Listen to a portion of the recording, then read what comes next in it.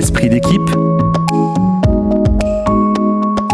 Mettez de l'harmonie au bureau avec Claire Gélineau. Bonjour à vous et bienvenue dans Esprit d'équipe, votre rendez-vous qui revient toutes les 2 semaines pour mieux comprendre et améliorer nos relations au travail. Alors aujourd'hui, on aborde un sujet sensible et inévitable en entreprise, les conflits, comment identifier leurs causes et surtout comment on les résout de manière constructive. Et bien pour en parler maintenant, vous en avez l'habitude, on est de nouveau en compagnie de Claire Gélineau, coach professionnel spécialisé en relations interpersonnelles. Bonjour Claire. Bonjour Simon, bonjour à toutes et à tous. Ravie d'être ici pour aborder ce sujet crucial. Ah oui Claire, les conflits au travail sont souvent perçus comme quelque chose de négatif. Mais finalement, repartons à la base de la base. Qu'est-ce que c'est un conflit exactement ? Ah oui, c'est une bonne question Simon. On a souvent tendance à confondre désaccord et conflit. En fait, les désaccords, c'est tout à fait normal. On n'a pas tous les mêmes valeurs, les mêmes priorités, les mêmes expertises. Donc on voit les choses différemment et c'est tant mieux. Cela devient un conflit quand on ne cherche plus à comprendre le point de vue de l'autre pour chercher ensemble une solution, mais quand on essaie d'avoir raison, de gagner sur l'autre. Et à quoi on peut voir qu'on a basculé dans le conflit ? Eh bien, il y a des signes d'agressivité qui peuvent alerter. Quand les personnes pinaillent, protestent, accusent, menacent, il y a aussi des signaux non-verbaux.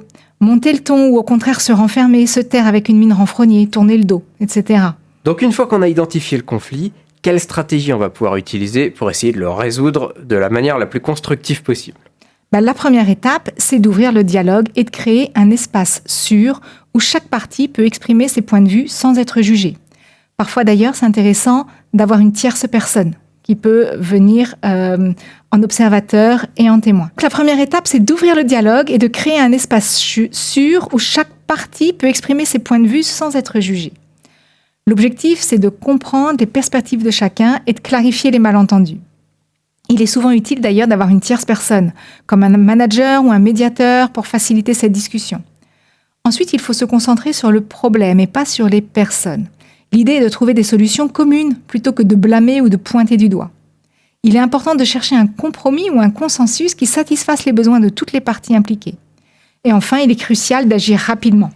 Plus un conflit s'éternise, plus il devient difficile à résoudre. Ça paraît simple en théorie, mais dans la pratique, on se doute que ça doit être un petit peu plus compliqué que ça à appliquer. Le rôle de l'empathie et de l'écoute active, il devient essentiel, je vais imaginer. C'est vrai, Simon, l'empathie et l'écoute active sont des outils puissants dans la gestion des conflits. Être empathique, c'est essayer de comprendre ce que l'autre ressent, même si on n'est pas forcément d'accord avec lui. Cela signifie reconnaître ses émotions et ses besoins.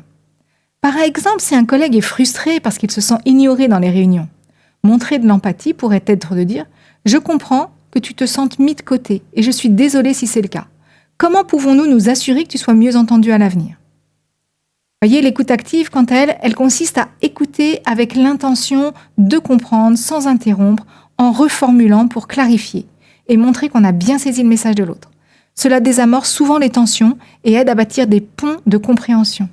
Et donc l'empathie et l'écoute active permettent de désamorcer un conflit en montrant à l'autre qu'on prend en compte ses ressentis. J'ai bien compris ? C'est tout à fait ça, Simon, absolument. Lorsque les gens se sentent entendus et compris, ils sont plus enclins à collaborer pour trouver une solution. Cela ne veut pas dire qu'il faut toujours être d'accord, encore une fois, mais simplement que l'on reconnaît la légitimité de l'expérience de l'autre. L'empathie et l'écoute active créent un climat de confiance et de respect et facilitent ainsi la résolution de conflits. Est-ce qu'il y a des erreurs courantes à éviter quand on essaie de résoudre un conflit ? Oui, c'est certain. L'une des erreurs les plus courantes est d'éviter le conflit, comme je le disais précédemment, ou de le minimiser en espérant qu'il disparaîtra tout seul. C'est faire l'autruche. Souvent, cela ne fait qu'aggraver la situation.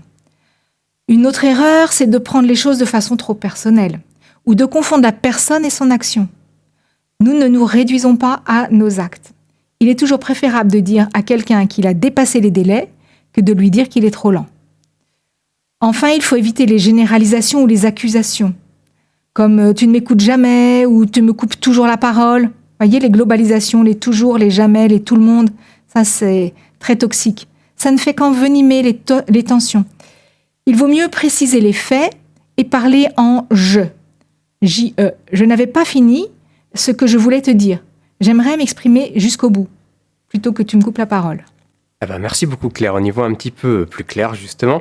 Et la gestion des conflits, on le sait, c'est un défi, mais avec les bonnes stratégies, elle peut devenir une vraie opportunité de renforcer les relations au travail. Exactement, Simon. Gérer un conflit de manière constructive peut transformer une situation tendue en une occasion de grandir et d'améliorer la dynamique de l'équipe. Merci encore Claire pour cette discussion enrichissante. Souvenez-vous que chaque conflit bien géré peut être une chance de renforcer votre environnement de travail. On vous donne rendez-vous dans 2 semaines. Ce sera évidemment pour un nouvel épisode d'Esprit d'équipe. Très bonne journée à tous. Mais Claire, avant de se quitter, de quoi on parlera ensemble ? À la prochaine fois, nous parlerons de la gestion du stress. Et je le rappelle à chaque fois, mais si vous voulez réécouter les épisodes précédents, ils vous attendent en podcast sur radiolaser.fr.